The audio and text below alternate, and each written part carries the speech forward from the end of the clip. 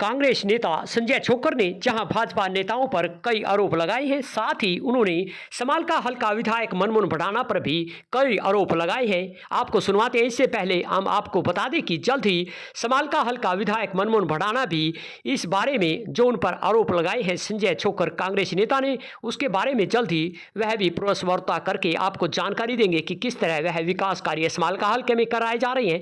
इस दौरान आपको सुनवाते हैं आज समालखा से कांग्रेस नेता संजय छोक्कर द्वारा जो भाजपा नेता हुए समालखा हल्का विधायक पर आरोप लगाए हैं। के लिए उमेश त्यागी की रिपोर्ट। मैं चैलेंज करता हूं, अगर मनमोहन भडाना अगर यहाँ पे जो हल्के के पूरे गांव के नाम बता दे, मैं राजनीति छोड़ दूंगा। वोट चोरी हुई है, उन्होंने आंकड़े भी दिखाए थे सारे।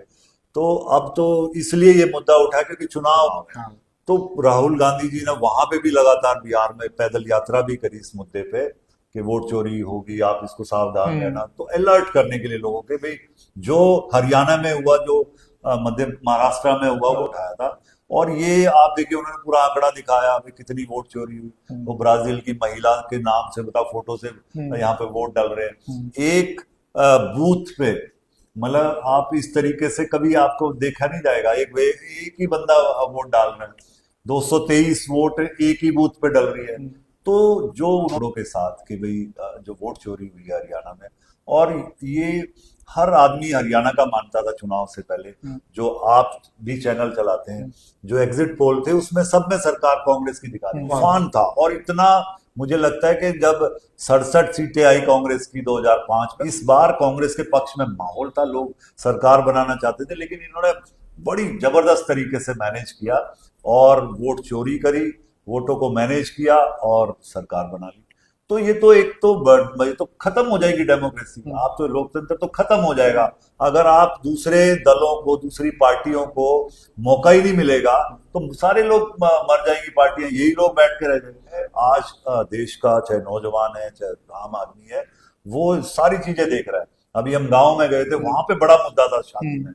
जब आप गांव में गलियों में चर्चा जिस मुद्दे की होने लगे, इसका मतलब वो लोग मान रहे थे, बोला जी बिल्कुल लग रहा था ये तो चोरी हुई है। तो ये बहुत ही ये तो धक्का कर रहे हैं एक तरह से। सारी जो एजेंसीज हैं, चाहे वो इलेक्शन की है चाहे वो पुलिस है, सबको दबाव डाल रहे हैं। आप देखिए जो भी नेता थोड़ा बयान देता उसी को पकड़ लेते हैं। बिल्कुल देखो, यहाँ का आंकड़ा तो अभी हमारे को इस तरीके से, जैसे अभी राहुल गांधी जी ने उसका जिक्र भी किया, उस बूथ का गांव का जिक्र किया, तो समालखा का कोई इस तरीके का आंकड़ा, क्योंकि यहाँ का डिफरेंस भी थोड़ा ज्यादा रहा, पता नहीं यहाँ पे। लेकिन जिस तरीके से पूरे हरियाणा में अलग अलग कहीं ना कहीं वोट चोरी करके ये इनका मकसद ये है कि भाई सरकार हमारी बनी रहे। जहां भी अब आप देखिए, आपने भी सुना होगा, राजनाथ सिंह पहले ही कह रहे हैं, अमित शाह ने चुनाव में हरियाणा में आया था, पहले ही बोल दिया था कि हमारी सरकार, मतलब ये कि इनको पहले से पता है कि भाई हमने कितनी सीटें मैनेज करनी है, किस तरीके से वोटों को चोरी करना है, जो एक कैसे टेक्नोलॉजी का इस्तेमाल करते हैं, वो तो अब आपके सामने दिखाया राहुल जी ने। लेकिन ये अरे आप दूसरे लोगों को वोट डालना चाह रहे हैं, लोग सरकारें वहां पे बिहार में इतना बुरा हाल है, 20 साल से वहां पे हालत बहुत खराब है, लोग बदलना चाह रहे हैं। पिछली बार भी ये धक्का करके बना गए थे, इस बार फिर इन्होंने ऐसे ही करना चाह रहे हैं। तो ये रोकना चाहिए इसको, नहीं तो फिर चुनाव का कोई फायदा ही नहीं है। आप तो फिर जबरदस्ती कर दो, आप चुनाव होने ही मत दो, आपके पास एजेंसी है सारी के चुनाव ही नहीं होने। किस तरीके से आप देखिए, चुनाव में आप उन्हीं का कैंडिडेट, जेडीयू का कैंडिडेट दूसरे बंदे को मार रहा है, उसको पुलिस ने पकड़ा, उन्हीं की पुलिस है, उन्हीं का, ना किस तरीके से जो बात वो गुंडागर्दी की, जंगल राज की बात करते हैं। मुझे लगता है कि इसके नीतीश कुमार के टाइम पे तो और भी ज्यादा हुआ है।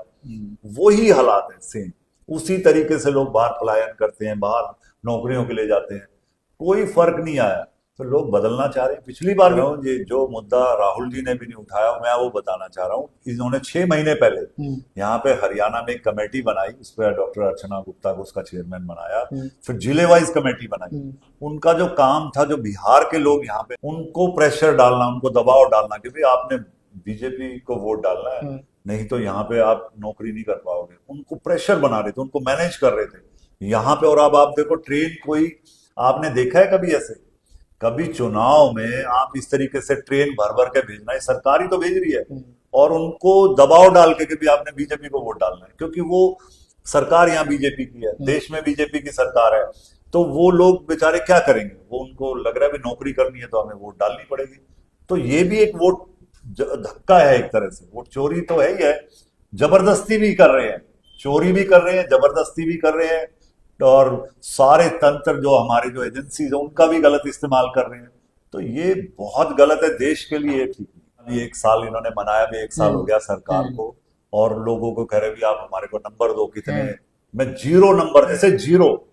हमारा यहाँ का लोकल एमएलए, आप जो पिछली बार खट्टर साहब यहाँ से सांसद है, आप पिछले एक साल में एक काम गिनवा दे कि मैंने वो किया है। आप काम की तो छोड़ो, आप उनका किसी गांव में अगर आज तक दौरा हुआ हो, कोई धन्यवाद का दौरा हुआ हो, कहीं गए हो, आप बड़े सरकार चला रहे हो, सरकार आपकी यहाँ भी है, देश में भी है, कोई 0 नंबर। अब ये सब फर्जी ड्रामा है इनका, कुछ भी नहीं। अभी ये चुनाव के बाद सारी चीजें भूल जाएंगे। अभी थोड़ा चुनाव है बिहार में, थोड़ी बहुत बात कर रहे हैं, लेकिन मुझे लगता है सरकार फेल हो गई है। कानून व्यवस्था, मुझे लगता है कि आज, पहले बिहार यूपी की बात करते थे, हरियाणा क्राइम भी है, करप्शन भी सबसे ज्यादा है। क्राइम आप देखो किस किस तरीके से मारे जा रहे हैं लोग।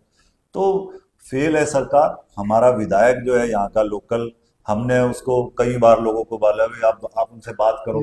जो घोषणाएं एक साल पहले सीएम अनाउंस की, हमने 49 घोषणाएं करी थी, हमने कहा था, उन्होंने कहा था इसको 51 कर लो, और उनमें से कोई भी नहीं, छोटी मोटी 1-2 नाम बदला गया, 1-2 बस कॉलेज का नाम रख दिया, वो उसका कोई भी नहीं हुई। 1-2 घोषणा को छोड़ के 40-42 घोषणाएं आज तक पेंडिंग है, कोई काम नहीं हो पाया किसी पे भी। तो ये फेल है सरकार, जब आपके सीएम ने अनाउंसमेंट ही नहीं कर पा रही है। तो ये विधायक को ध्यान देना चाहिए कि आप वो यहाँ पे बड़ी बड़ी गाड़ियां लेके, बड़े बड़े, उसको फितूर है, बॉडीगार्ड ले रहा है 20-30, वो आप उनकी तनख्वाह गिनोगे ना कि 10-15 लाख रुपए महीने का खर्च सरकार का करवा रहा है। क्या जरूरत है उसको इतनी हवा में 20-20 बॉडीगार्ड लेकर हवा बना रहा है? यहाँ पे काम करिए, यहाँ पे आपको काम करने के लिए एमएलए बनाया लोगों ने। एक साल का अपना जवाब दे, प्रेस कॉन्फ्रेंस में बताए कि क्या काम किया मैंने एक साल का। अब आप एमएलए में अगर आप हमारे से डिबेट कर ले हमारे सामने, हम उसको बताएंगे कि भाई जवाब दे के ले जाए। बिल्कुल फेल है ना, उसको पता है गांव के। मैं चैलेंज करता हूं, अगर मनमोहन भडाना अगर यहाँ पे जो हल्के के पूरे गांव के नाम बता दे, मैं राजनीति छोड़ दूंगा। उसको गांव के नाम भी नहीं पता, सारे बीजेपी के वर्कर दुखी हैं, वो जानता ही नहीं किसी को, फितूर में घूम रहा है हवा में जुगाड़। आपने देखा है कि होता क्या है, जब एक जो टफर जो बच्चा होता है ना, अब उसका बाप उसका जुगाड़ करके उसका टीचर को मैनेज करेगा, जुगाड़। ये जब जैसा समय होता है, अब बिहार में चुनाव है तो बिहारी हो गया, जब हरियाणा में चुनाव होता तो हरियाणा में हो गया। बिहार में बिहारी है तो बिहार में जाए, तेरा यहाँ तो तेरी चलती नहीं है, डमी सीएम है। आप कोई काम, मुख्यमंत्री अगर आज किसी को अफसर को बोलते उसकी सुनाई नहीं होती। ये सिस्टम फेल हो गया। यहाँ सुपर सीएम कोई और है, वो सुपर सीएम के ऊपर कोई और है, कुछ नहीं पता किसी को क्या हो रहा है सरकार में। जितनी गुंडागर्दी, जितनी कानून व्यवस्था हरियाणा में फेल हुई है, मुझे नहीं लगता। आप देखो क्या हुआ, ये पीछे डीजीपी वाला मामला था, किस वाला था, कैसे बचाया इन्होंने डीजीपी को। तो ये सारी जनता देख रही है, कोई ऐसा नहीं है कि आप उसको छुपा लोगे। आपको गुमराह कर सकते हो, लेकिन कितने दिन गुमराह करोगे? आपने तीसरी बार गुमराह करके बेवकूफ बना के वोट ले लिए लोगों को, झूठ बोल बोल के। लेकिन अब लंबे टाइम जनता गुमराह नहीं होगी। आने वाले दिनों में जिस तरीके से मैं देख रहा हूं, अब कांग्रेस का संगठन, पहले जिलों में नहीं थे, जिला अध्यक्ष बन गए, प्रदेश अध्यक्ष हमारे नए बने राव साहब।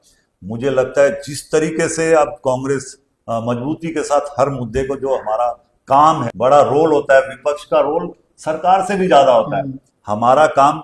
अब आज अगर आप ये, मैं इसलिए नहीं मनमोहन भडाना की बात कर रहा हूँ, मेरे जिम्मेवारी है, मैं समालखा का कांग्रेस का नेता हूं। अगर यहाँ का विधायक, यहाँ का एमपी, यहाँ का सीएम अगर कुछ भी गलत करेगा तो हम उसको मुद्दा पे उठाएं।